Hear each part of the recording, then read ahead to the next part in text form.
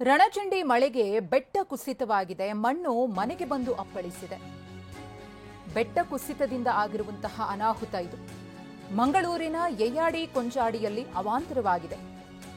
ಮನೆಯ ಮೆಟ್ಟಿಲು ಗೋಡೆಗೆ ಬಂಡೆ ಮತ್ತು ಮಣ್ಣು ಬಂದು ಅಪ್ಪಳಿಸಿದೆ.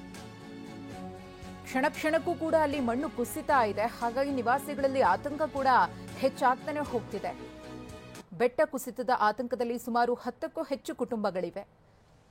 ಮನೆ ಮೇಲೆ ಬೆಟ್ಟ ಕುಸಿಯುವಂತಹ ಭೀತಿ ಇದೆ. ಯಾವುದೇ ಕ್ಷಣದಲ್ಲಿ ಏನ್ ಬೇಕಾದರೂ ಆಗಬಹುದು ಅನ್ನೋ ಪರಿಸ್ಥಿತಿಯಲ್ಲಿ ಇದೆ. ನಮ್ಮ ಪ್ರತಿನಿಧಿ ಅಶೋಕ್ ಈ ಕುರಿತು ಪ್ರತ್ಯಕ್ಷ ವರದಿ ಕೊಟ್ಟಿದ್ದಾರೆ, ನೋಡೋಣ. ಮಂಗಳೂರು ನಗರ ಹೊರವಲಯದ ಮೇರಿಲ್ ಬಳಿಯ ಯಯ್ಯಾಡಿ ಕೊಂಚಾಡಿಯಲ್ಲಿ ಈ ಒಂದು ಘಟನೆ ನಡೆದಿರತಕ್ಕಂಥ ನಾನು ಈಗ ಅದೇ ಒಂದು ಘಟನಾ ಸ್ಥಳದಲ್ಲಿದ್ದೇನೆ. ನೀವು ಗಮನಿಸಬಹುದು, ಇದು ಮಂಗಳೂರು ನಗರ ಹೊರವಲಯದ ಯಯ್ಯಾಡಿ ಕೊಂಚಾಡಿ ಬಳಿಯ ದೃಶ್ಯ. ಇಲ್ಲಿ ಮೇಲ್ಭಾಗದ ಗುಡ್ಡದ ಮಣ್ಣು ಕುಸಿದು ಬಿದ್ದಿರ್ತಕ್ಕಂಥದ್ದು. ನಿನ್ನೆ ತಡರಾತ್ರಿ ಭಾರೀ ಪ್ರಮಾಣದಲ್ಲಿ ಮಳೆ ಸುರಿದಿತ್ತು. ದಕ್ಷಿಣ ಕನ್ನಡ ಜಿಲ್ಲೆಯಾದ್ಯಂತ ಮಳೆ ಸುರಿದಿತ್ತು. ಅದರಲ್ಲಿ ಮಂಗಳೂರು ನಗರದಲ್ಲೂ ಕೂಡ ಸಿಕ್ಕಾಪಟ್ಟೆ ಮಳೆ ಆಗಿತ್ತು. ಈ ಹಿನ್ನೆಲೆಯಲ್ಲಿ ಈ ಗುಡ್ಡದ ಮೇಲ್ಭಾಗದ ಮಣ್ಣು ಕುಸಿದು ಕೆಳಕ್ಕೆ ಬಂದಿರತಕ್ಕಂಥದ್ದು. ಇಲ್ಲೊಂದು ಮನೆ ಇದೆ. ಈ ಮನೆಯ ಪಕ್ಕ ಈ ಗುಡ್ಡದ ಮಣ್ಣು ಕುಸಿತ ಆಗಿರ್ತಕ್ಕಂಥದ್ದು. ಈ ಮನೆಗೂ ಕೂಡ ಡ್ಯಾಮೇಜ್ ಆಗಿದೆ. ರಾತ್ರಿ ಹೊತ್ತಲ್ಲಿ ಈ ಘಟನೆ ಆಗಿರುವಂಥದ್ದು. ಏಕಾಏಕಿಯಾಗಿ ಬೃಹದಾದಂಥ ಒಂದು ಸೌಂಡ್ ಬರುತ್ತೆ. ಹಾಗಾಗಿ ಹೊರಗೆ ಬಂದು ನೋಡಿದಾಗ ಮೇಲ್ಭಾಗದ ಈ ಮರ, ಕಲ್ಲು, ಮಣ್ಣು ಸಹಿತ ಎಲ್ಲವೂ ಕೂಡ ಜಾರ್ಕೊಂಡು ಕೆಳಗೆ ಬಂದಿರತಕ್ಕಂಥದ್ದು. ಈಗಾಗಲೇ ಈ ಮನೆಯು ಕೂಡ ಈಗಾಗಲೇ ಅಪಾಯದಲ್ಲಿದೆ. ಈ ಮನೆಯ ಹಿಂಭಾಗದಲ್ಲಿರ್ತಕ್ಕಂಥ ಏನು ಬಿಲ್ಡಿಂಗ್ ಏನಿದೆ ಇದಕ್ಕೆ ಡ್ಯಾಮೇಜ್ ಆಗಿರ್ತಕ್ಕಂಥದ್ದು. ಹಿಂಭಾಗದಲ್ಲಿರ್ತಕ್ಕಂಥ ಏನು ಸ್ಟೇರ್ ಕೇಸ್ ಸೇರಿದಂತೆ ಮೇಲ್ಭಾಗದ ಬಿಲ್ಡಿಂಗ್ ಏನಿದೆ ಅದಕ್ಕೂ ಕೂಡ ಸಾಕಷ್ಟು ಡ್ಯಾಮೇಜ್ ಆಗಿದೆ. ಗಮನಿಸಬಹುದು, ಮೇಲೆ ಏನು ಅದರ ಸ್ಟೆಪ್ಗೆ ಹಾಕಿರ್ತಕ್ಕಂಥ ಗೋಡೆ ಏನಿದೆ ಅದು ಕೂಡ ಕುಸಿದು ಕೆಳಗೆ ಬಿದ್ದಿರ್ತಕ್ಕಂಥದ್ದು. ಇನ್ನು ಕೆಳಭಾಗದಲ್ಲೂ ಕೂಡ ಮನೆ ಇದೆ. ಸಾಕಷ್ಟು ಮನೆಗಳು ಈ ಭಾಗದಲ್ಲಿದೆ. ಸೊ ಗುಡ್ಡದ ಮೇಲ್ಭಾಗದ ಮಣ್ಣು ಇನ್ನಷ್ಟು ಕುಸಿದು ಕೆಳಗೆ ಬಂದ್ರೆ, ಕೆಳಗೆ ಜಾರಿ ಹೋದ್ರೆ ಇನ್ನಷ್ಟು ಮನೆಗಳಿಗೂ ಕೂಡ ಅಪಾಯ ಎದುರಾಗುವಂತ ಸಾಧ್ಯತೆ ಇದೆ. ಗುಡ್ಡದ ಮೇಲ್ಭಾಗದಲ್ಲೂ ಕೂಡ ಒಂದಿಷ್ಟು ಮನೆಗಳಿದೆ, ಅದು ಕೂಡ ಈಗಾಗಲೇ ಅಪಾಯದಲ್ಲಿದೆ. ಇನ್ನು ಮಳೆ ಮತ್ತೆ ಮುಂದುವರೆದಿದೆ. ಹೀಗಾಗಿ ಮಳೆ ಇನ್ನಷ್ಟು ಮುಂದುವರೆದ್ರೆ ಈ ನೀರು ಈ ಗುಡ್ಡದ ಜರಿದಿರ್ತಕ್ಕಂಥ ಈ ಮಣ್ಣಿನ ಒಳಭಾಗಕ್ಕೆ ಸೇರಿ ಎಲ್ಲವೂ ಕೂಡ ಕೆಳಗೆ ಜಾರ್ಕೊಂಡು ಬಂದ್ರೆ ಈ ಕೆಳಭಾಗದಲ್ಲಿರ್ತಕ್ಕಂಥ ಮನೆಗೆ ಇನ್ನಷ್ಟು ಅಪಾಯ ಎದುರಾಗುವಂತ ಸಾಧ್ಯತೆ ಇದೆ.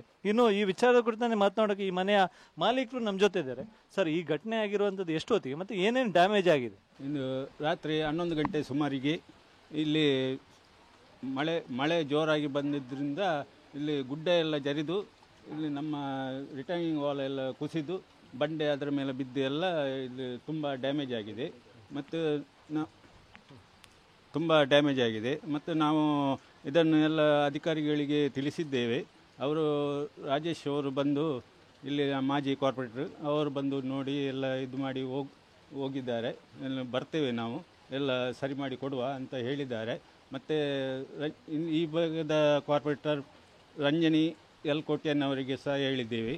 ಈಗ ಅಲ್ಲಿ ಮೇಲ್ಭಾಗದಿಂದ ನೀರು ಹರಿದು ಬರ್ತಾ ಇದೆ. ಮೊದಲು ಈ ರೀತಿ ಆಗ್ತಿದೆ, ಇದೇ ಮೊದಲು ಈ ರೀತಿ ಆಗಿದ್ದ?